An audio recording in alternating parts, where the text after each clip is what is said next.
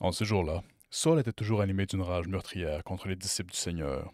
Il alla trouver le grand prêtre et lui demanda des lettres pour les synagogues de Damas, afin que, s'il trouvait des hommes et des femmes qui suivaient le chemin du Seigneur, il les amène enchaînés à Jérusalem. Comme il était en route et approchait de Damas, soudain, une lumière venant du ciel l'enveloppa de sa clarté. Il fut précipité à terre. Il entendit une voix qui lui disait: Saul, Saul, pourquoi me persécuter? Il demanda: Qui es-tu, Seigneur? La voix répondit: Je suis Jésus, celui que tu persécutes. Relève-toi et entre dans la ville. On te dira ce que tu dois faire.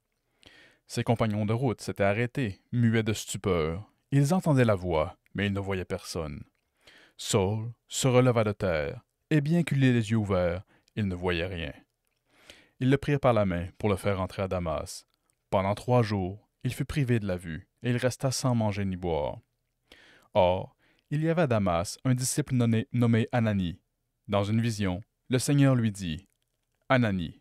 Il répondit: Me voici, Seigneur. Le Seigneur reprit: Lève-toi, va dans la rue, appelée rue droite, chez Jude. Tu demanderas à un homme de Tarse nommé Saul. Il est en prière, et il a eu cette vision. Un homme, du nom d'Ananie, entrait et lui imposait les mains pour lui rendre la vue. Ananie répondit: Seigneur, j'ai beaucoup entendu parler de cet homme et de tout le mal qu'il a fait subir à tes fidèles à Jérusalem. Il est ici, après avoir reçu de la part des grands prêtres le pouvoir d'enchaîner tous ceux qui invoquent ton nom. Mais le Seigneur lui dit: Va, car cet homme est l'instrument que j'ai choisi pour faire parvenir mon nom auprès des nations, des rois et des fils d'Israël. Et moi, je lui montrerai tout ce qu'il lui faudra souffrir pour mon nom. Ananie partit donc et entra dans la maison.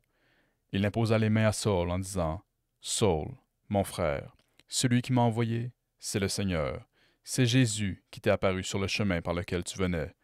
Ainsi, tu vas retrouver la vue, et tu seras rempli d'Esprit Saint. Aussitôt tombèrent de ses yeux comme des écailles, et il retrouva la vue. Il se leva, puis il fut baptisé. Alors, il prit de la nourriture, et les forces lui revinrent. Il passa quelques jours à Damas avec les disciples, et, sans plus attendre, il proclamait Jésus dans les synagogues, affirmant que celui-ci est le Fils de Dieu.